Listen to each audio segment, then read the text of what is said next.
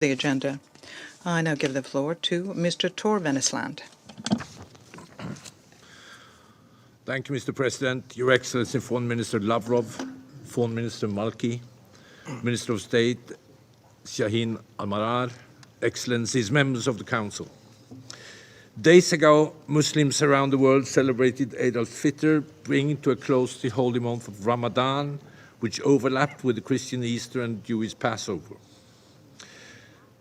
This holy period, while mostly calm, regrettable also witnessed shocking incidences of violence at holy sites and tensions across the occupied Palestinian territory and in Israel, with a brief escalation spilling over into the region.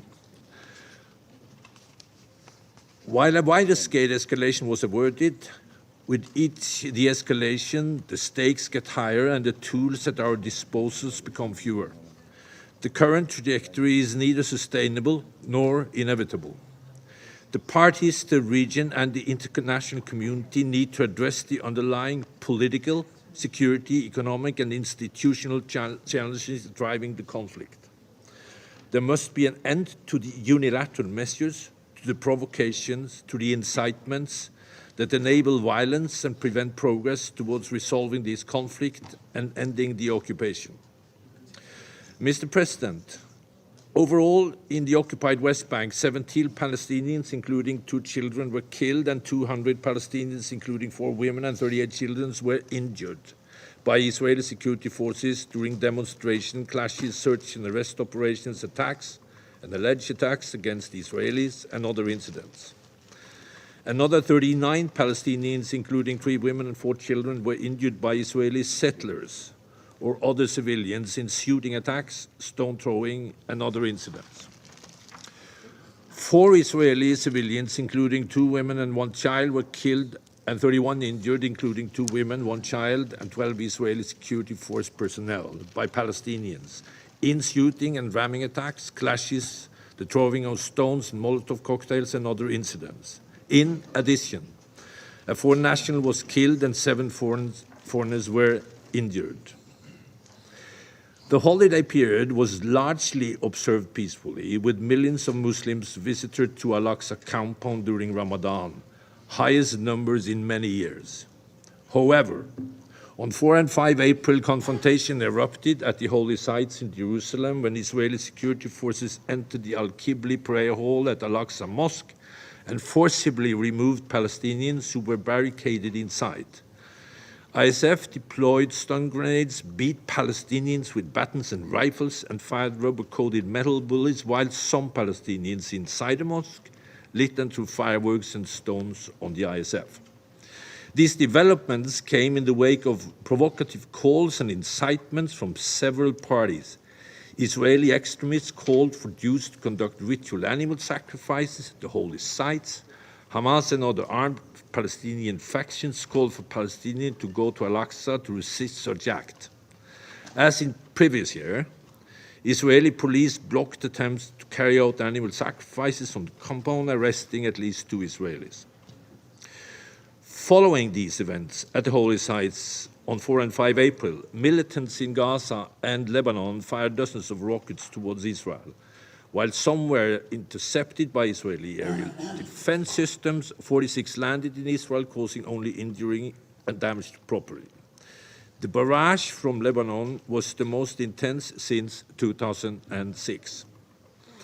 Israeli defense forces carried out airstrikes in Gaza and southern Lebanon on 7 April, aimed at what were said to be Hamas targets. A children's hospital and health clinic in Gaza were damaged, however.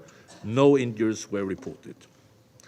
Lebanon's prime minister condemned the launching of rockets towards Israel. UN de-escalation effort, as well as coordination and liaison with the parties with UNIFIL, helped restore calm.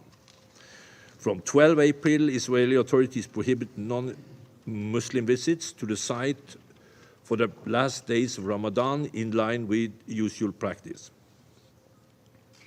On 15 April, confrontation erupted between Israeli police and Orthodox Christian worshippers attempting to enter the Church of the Holy Sepulchre in Jerusalem's Old City for the Holy Fire ceremony, exceeding an attendance limit enforced by the Israeli authorities, citing safety concerns. The Greek Patriarchate and other church leaders cited the limits on visitors, suggesting it was unjustifiable, low, and violated the status quo. Mr. President, on other violence in the occupied West Bank and in Israel continued during the reporting period. Many Palestinian casualties were injured in Israeli military operations in Area A of the occupied West Bank and subsequent clashes, some of them armed. On 16 March, undercover Israeli forces entered Jenin, resulting in clashes. Israeli forces shot and killed 4 Palestinians, including a 14-year-old bystander. Hamas and Palestinian Islamic Jihad claimed 2 of the individuals killed as members of their armed wings. In Jerusalem, Old City, on the 1st of April, an Arab-Israeli man was shot dead by ISF near the entrance of the holy sites in disputed circumstances. On 7 April, 2 British Israeli sisters, the youngest 15-year-old, were killed in a shooting attack in the West Bank by perpetrators in a car with Palestinian plates. The mother was critically injured on the attack and died 3 days later. No arrests have been made. The same day, an Italian national was killed and 7 other Italian and British nationals were wounded in Tel Aviv in what the Israeli police said was a ramming attack carried out by an Arab-Israeli man who was shot dead at the scene by the police. The alleged perpetrator's family disputed the ramming allegations. On 10 April, a 15-year-old Palestinian boy was shot and killed by ISF during an arrest operation and ensuing clashes in Akbat Jabir refugee camp near Jericho. Eyewitnesses said that the boy was a bystander, while the Israeli army said that the soldiers returned fire after being shot at. Levels of settler-related violence also remained high. Huwara remained a flashpoint. On 25 March, Palestinians carried out a shooting attack in the town, injuring 2 Israeli soldiers. Israeli settlers entered the town the same day, and again on 27 March, following throwing stones and injured Palestinians and damaged property. On 6 April, an Israeli settler shot and injured a Palestinian boy in Jerusalem's Old City. On 18 April, 2 Israelis were shot and wounded while in their vehicle in East Jerusalem neighborhood of Sheikh Jarrah. The following day, ISF said that they had arrested a 15-year-old Palestinian boy in Nablus who had confessed to carrying out the attack. Mr. President, I'm deeply concerned by the violence and inflammatory actions over the past weeks, particularly the violent confrontations inside the Al-Aqsa Mosque. I again urge for the status quo of the holy sites in Jerusalem to be held in line with the special role of the Hashemite Kingdom of Jordan. I condemn the indiscriminate launching of rockets towards the Israeli population centers. I reiterate that acts of terror and targeting of civilians are abhorrent and must be condemned and rejected by all. All perpetrators of violence must be held accountable and swiftly brought to justice. Security forces must exercise maximum restraint and use of lethal force only when strictly unavoidable to protect life. I am appalled that children continue to be victims of violence. Children must never be the targets of violence, used or put in harm's way. Mr. President, on 19 March, senior Egyptian, Jordanian, Israeli, Palestinian, and U.S. officials met in Sharm el-Sheikh, Egypt, to further discuss understanding reached in Aqaba, Jordan, on 23 February. In the spirit of the agreement reached in Aqaba and Sharm el-Sheikh, I urge all parties to exercise the utmost restraint and refrain from all steps that could exacerbate the situation and take concrete steps to implement the joint communiqué. I remain closely engaged with all relevant parties to de-escalate tension and chart political way forward. Mr. President, turning to settlement-related developments, on 22nd March, Israeli authorities announced tenders to 940 housing units in settlements in Area C and 89 in East Jerusalem. On 10 April, Israeli government ministers and members of Knesset joined over 15,000 settlers and other Israeli civilians in a heavily secured march to the illegal outpost of Eviatar in the northern West Bank, calling on the government to legalize it under Israeli law. I reiterate that all settlements are illegal under international law and that they are a substantial obstacle to peace. I call on all parties to avoid unilateral measures and provocations such as this march that can further inflame tension. Demolitions and seizures of Palestinian-owned property remains a deep concern. During the reporting period, the Israeli authorities demolished, seized and forced owners to demolish 11 Palestinian-owned structures in Area C and 8 in East Jerusalem, displacing 14 Palestinians, including children and relatives, and including 7 children. The relative decline in this period reflects on Ramadan. As in previous years, the demolitions were carried out due to the lack of Israeli-issued building permits that are nearly impossible for Palestinians to obtain. On 3 April, Israeli Supreme Court ruled against the eviction of a Palestinian family from their home in East Jerusalem neighborhood of Silvan, ending a 30-year legal battle. I call on Israeli authorities to end the displacement and eviction of Palestinians and to approve additional plans that could enable Palestinians to build legally and address their development needs. Turning to the region, Mr. President. On the Golan, Israeli Defense Forces reported from 8 to 9 April 6 rockets launched from Syria towards Israel and their retaliation with artillery fire and airstrikes targeting locations in Syria, including Syrian army positions. UNDOF was in contact with the Israeli Defense Forces and Syrian authorities to de-escalate the situation, urging them to exercise maximum restraint and to respect the ceasefire in accordance with the 1974 disengagement of force agreement. No casualties were reported. Mr. President, amidst the deteriorating situation on the ground, the Palestinian authorities continue to face significant fiscal and institutional challenges. At the same time, the UN agencies, funds and programs that provide support to Palestinian people in coordination with and complementary with the PA are facing all significant funding shortfalls, notably the World Food Programme and UNRWA, impacting basic service delivery. I'm particularly concerned by the prolonged closure of schools and UNRWA health clinics in the West Bank, where PA and UNRWA teachers, as well as UNRWA health staff, has been on strike for weeks, impacting children across the OPT.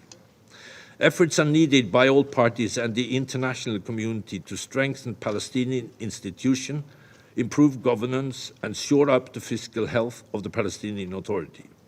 These steps must be part of a broader political effort that addresses the underlying drivers of the conflict, provides the space for access and space and access needed for Palestinians' economy to grow, and encourage the parties to update their economic and administrative relations. The forthcoming ad hoc liaison committee meeting in Brussels early May provides an opportunity for a strategic shift in this direction. Addressing these immediate challenges can also provide much needed momentum towards a restabilization, a political horizon towards the two-state solution. I urge Israelis, Palestinians, regional states, and the broader international community to show leadership, re-engage and work collectively in the pursuit of peace with the aim of ending the occupation and resolving the conflict in line with international law, relevant UN resolutions and previous agreements, in pursuit of the vision of two states, Israel and an independent, democratic, contiguous, viable and sovereign Palestine, living side by side in peace and security within secure and recognized borders on the basis of the P-67 lines, with Jerusalem as capital of both states. Thank you. I thank Mr. Venezuela for his briefing. I now give the floor to His Excellency, Mr. Riyad al-Maliki, Minister of Foreign Affairs and Expatriates of the Observer State of Palestine.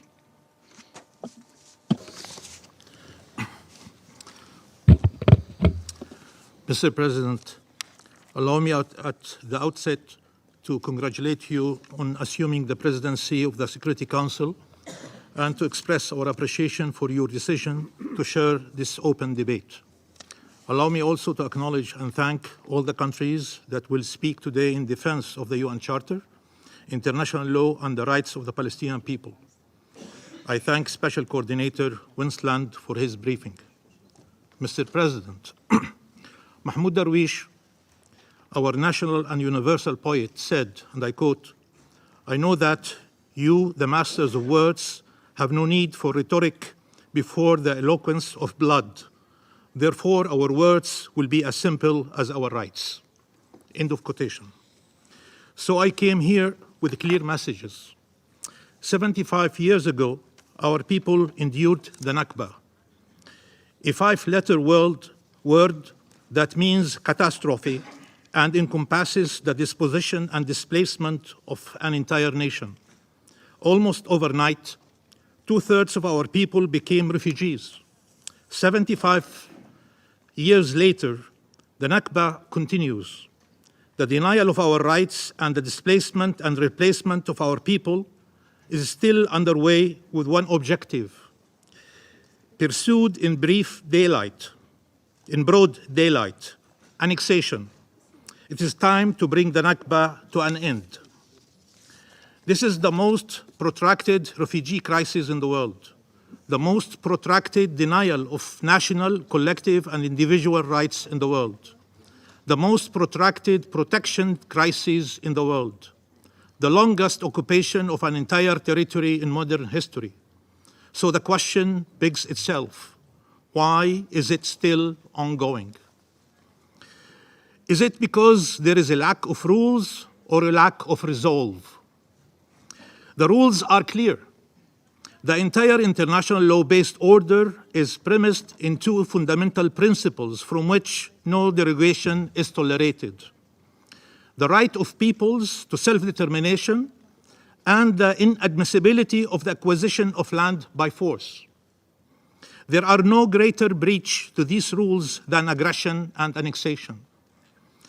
The international community does not only have the possibility to ensure international law is respected, it has the responsibility to do so, regardless of the identity of the perpetrators and regardless of the identity of the victims. Had the UN Charter been upheld, had the Security Council's resolutions been implemented, peace would have prevailed in Palestine a long time ago, rather than occupation and apartheid. That is all we ask for: upholding the UN Charter and implementing UN resolutions. Mr. President, we must express gratitude for the clear and unequivocal stance of the international community condemning violations of international law and in support of just and lasting peace in accordance with the internationally recognized terms of reference.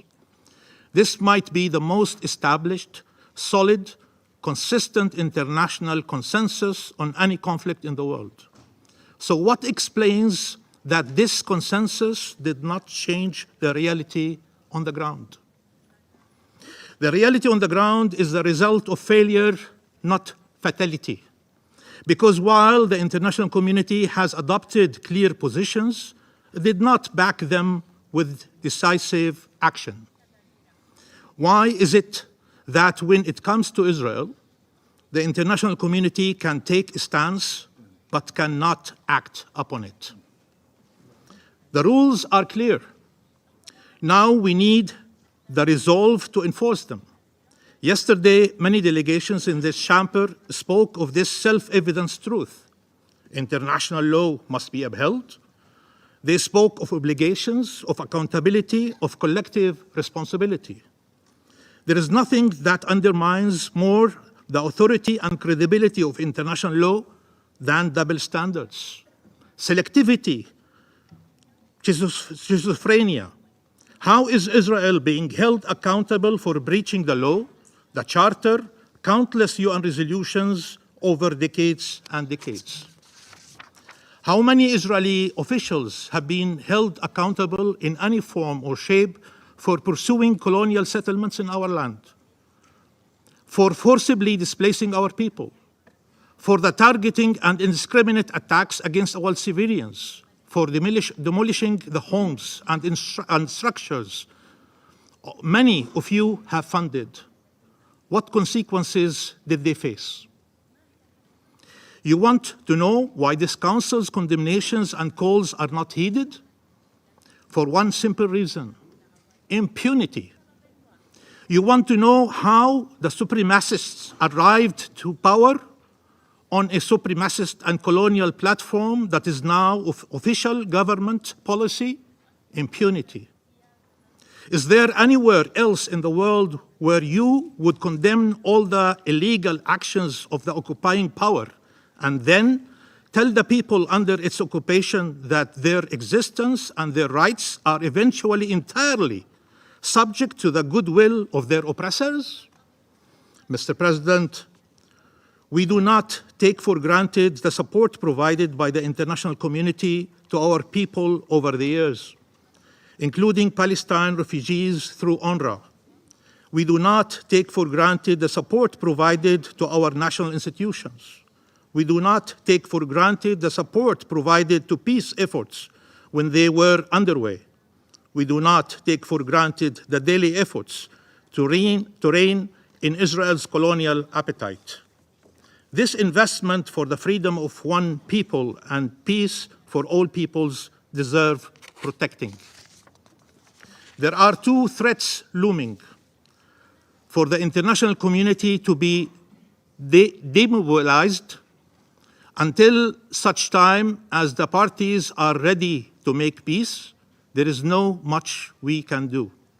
The second threat is for the international community to be demoralized. There is no way to mount enough pressure on Israel to change course. We are convinced there is no alternative to the two-state solution, and we remain committed to it, but unfortunately the circumstances are such that we can no longer salvage it. Such self-fulfilling prophecies would ensure that the reality on the ground will continue being shaped by the will of the colonial settlers rather than the will of the peacemakers.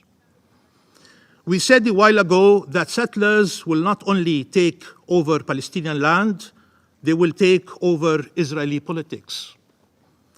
They will turn a solvable political conflict into perpetual religious conflict.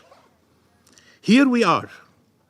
Regardless of how difficult it seems for any of you today to step in, to take bold actions, trust us when we say the price of inaction is infinitely higher for the Palestinian people, but not only. Mr. President, we have decided not to spare any effort for peace. We welcomed any initiatives consistent with international legitimacy, and we're always ready and willing to meet and to explore any avenue to put an end to illegal unilateral measures and to restore a political horizon in line with the internationally recognized terms of reference. We remain committed to uphold our own obligations and to pursue a peaceful path forward. We do so because we are conscious of the alternative. We appreciate all efforts to spare the life of Palestinians and to improve their lives, but they are no substitute to a political solution. We cannot coexist with occupation. There cannot be an international law-based order for the rest of the world and a negotiations-based order or any occupying power-imposed order for Palestine. Negotiations aim at agreeing on how to uphold the law and not on ensuring its permanent breach. Israel is outraged that it could be held to the same standards as all of us. It will tell you without blinking, and I quote, "Yes, our settlers have the right to live in the occupied Palestinian territory. And yes, we have every intention to make our annexation of Jerusalem permanent, and yes, that is the same fate we reserve to the Jordan Valley and to most of the West Bank. Yes, we will keep for decades 2 million Palestinians under blockade in the Gaza Strip. Yes, we are not in favor of the two-state solution, and yes, we are entitled to kill Palestinians. And yes, nobody gets to tell us what to do. And yes, we get to tell everybody what they should do. Israel will scold this council and every UN member for stating the law. If that is how it deals with you, can you imagine how it deals with the people under its occupation? Israel will explain to us that the problem is not them violating international law and the fundamental rights of our people, but us raising this matter in international fora. They will tell us that the obstacle to peace are not the crimes committed against our people, but our attempts to ensure those responsible are held accountable. They can be partners for peace while denying our existence, denying our rights, annexing our land, killing our people, rejecting the two-state solution. But how can we be genuine peace partners if we protest these actions? Palestinians are not killed by the hundreds and thousands every year by mistake. The disregard for Palestinian life is such, the will to subjugate and dominate them is such, the feeling of entitlement is such that Israel has put in place a shoot-to-kill policy that affects indiscriminately our children, our youth, and our elderly anywhere and everywhere in Palestine. Soldiers and settlers wreak havoc in our streets and in our lives. No one is safe. Everywhere, anytime. Not in our land, not in our streets, not in our mosques, not in our churches, not in our schools, and not in our homes. There is no feeling of shame in proclaiming that one group, the one illegally present in our land, must benefit from all the privileges, while the other group, the lawful inhabitants of the land, shall continue to be deprived of their most fundamental rights. Mr. President, there is a simple principle that underlines all of international law and international justice. Deterrence is the only way to prevent recurrence. The only discussion worth having is how can you mount a collective response that would deter anyone from breaching international law and would ensure everyone commits to peace in words and in deeds. As long as Israel reaps the benefits of its occupation, while we pay the cost, annexation and apartheid are the only reality we are left with. Make the occupation costly, and I can assure you it will come to an end. The Israeli people themselves will make sure it comes to an end. But let me be more specific so no one can say it cannot be done. Where can you start? Recognize the state of Palestine if you have not done so yet. How can any country that supports the two-state solution and peace justify not recognizing till now the state of Palestine, without which there is no two-state solution? Do you wait for Israel to recognize the PLO before you recognized it?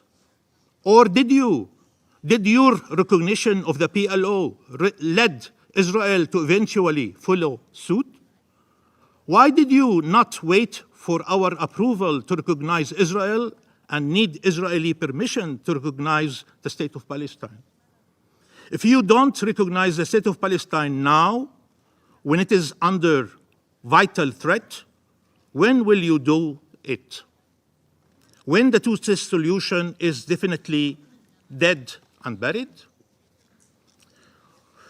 Why would this council, who has been calling for a two-state solution for decades, not recommend membership of the state of Palestine to the General Assembly? I have no doubt that the General Assembly will agree once that recommendation is made here in the Council. Is there a better way to embody international support to the two-state solution than to have the state that has been unjustly deprived of membership since 1948 finally become a UN member? Why would Israel, which violated the very conditions of its membership, namely resolutions 181 and 194, and continues violating the Charter, be entitled to membership, and we, who honor the UN Charter, be deprived of it? This Council has affirmed repeatedly the need for protection of civilians, all civilians. While we adhere to this principle, it is our people who needs international protection.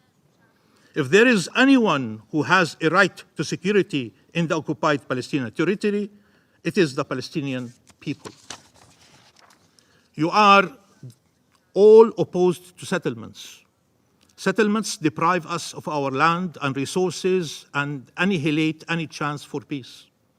Ban settlement products. Ban trade with settlements. Sanction those who collect funds for settlements and those who advocate for them and those who advance them. List as terrorist organizations the group of settlers that are killing, maiming, burning in front of the whole world because they are certain they will not be held accountable. Link in deeds, not words, your relations with Israel to Israel's commitment to international law and peace. Take measures to roll back annexation and to end occupation. Mount a collective front to push for peace, to take initiatives and to hold the parties accountable if they do not implement the international will embodied in the UN Charter and in the UN resolutions. Support every effort to uphold international law rather than obstruct it, starting with the ICJ. In short, incentivize freedom, justice, and peace, and disincentivize oppression, perpetual occupation, and annexation. Peace that has eluded us for so long will then finally be within our grasp. Thank you. I thank His Excellency Mr. al-Maliki for his statement, and I'll give the floor to the representative of Israel. Thank you, Mr. President. Each time I set foot in this chamber for these debates, I mentally prepare myself for the bias, falsehoods, and singling out of Israel, the only liberal democracy in the region, the only. Yet, today's debate has crossed all lines. Not only am I both appalled and outraged to the very depth of my soul, but I am sad, very, very sad. Today is one of the most sacred days of the year for the State of Israel. Today is Yom HaZikaron, Memorial Day for our fallen troops and victims of terror, the day during which every Israeli remembers those who paid the ultimate price while defending the Jewish homeland. In Israel, this is a day of unmatched national mourning. Two sirens, one in the evening and one in the morning, ring across the country, bringing all activity, even traffic, to a grinding halt, so that every Israeli can observe 2 minutes of solemn silence. All restaurants, cafes, and shops shut down, while military cemeteries are filled with hundreds of thousands of visitors paying their respects. Television programming is dedicated solely to films and reels mourning those who fell, while an entire channel runs the names of every single fallen hero. This day holds more sanctity to Israelis than almost any other day of the year. Mr. President, We made numerous requests to reschedule today's debate, describing the deep importance of the day. Yet, tragically, this council refused to budge. The decision to nonetheless hold this debate on today, of all days, only further proves what Israelis already know and feel about this biased organization. Mr. President, what would you do if this council was convening to single out and condemn the Russian Federation and your soldiers on the 9th of May, on Victory Day over the Nazis? Today, on this hallowed day, every Israeli remembers those courageous sons and daughters, brothers and sisters, mothers and fathers, and dear friends who lost their lives defending Israel. Yet, while Israelis mourn, this council, as usual, will hear more blatant lies condemning the state of Israel and falsely painting it as the root of all the region's problems. This couldn't be further from the truth. The only reason this conflict has not yet been resolved is because the Palestinians refuse to accept the very existence of Israel, the Jewish state, the Jewish state. They have proven this by rejecting every peace initiative and by inciting to terrorism, brainwashing their children to hate and murder Jews. Shame, shame, shame. And meanwhile, the true threat to the region and the world, the Ayatollah regime in Iran, will, as usual, Mr. President, not even be a footnote in today's discussion. Iran, the #1 state sponsor of terror, has never been closer to becoming a nuclear power. But in this council, Iran's destructive and dangerous advancements will likely not even be mentioned, let alone condemned. So today, on this sacred and solemn day during which we Israelis bow our heads to the 28,468 fallen soldiers and victims of terror, I refuse to take part in this absurd farce. Instead, I will take this opportunity to commemorate this past year's victims of Palestinian terror and those who fell in the line of duty. Yonatan Chavakuk, Boaz Gol, Oren Ben Iftach, Noam Raz, Bar Falach, Noah Lazar, Ido Baruch, Ronen Chanina, Shalom Sofer, Moti Ashkenazi, Tamir Avichai, Mikhail Ledigin, Aryeh Shopok, Eli Mizrahi, Natalie Mizrahi, Rafael Ben Eliyahu, Asher Natan, Shaul Chai, Ilya Sosansky, Irina Korolova, Shimon Ma'atuf, Alter Shlomo Lederman, Yaakov Palei, Asher Palei, Asil Sowaed, Yagel Yaniv, Hillel Yaniv, Ilan Ganeles, Or Eshkar, Alessandro Parini, Maya D, Rina D, Lucy D. If this council refuses to respect their memory, I will dedicate this speech to their memory. I light this candle, Mr. President, to honor them, and may their memory be blessed. I'm sorry, but I refuse to spend this sacred day listening to lies and condemnation. This debate disgraces the fallen, and Israel will not take part in it. Thank you, Mr. President.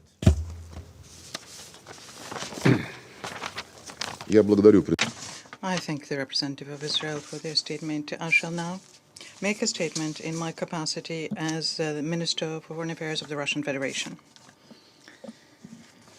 Distinguished colleagues, ladies and gentlemen, the Middle East is undergoing a deep transformation, which is evolving in a very controversial way. More than ever before,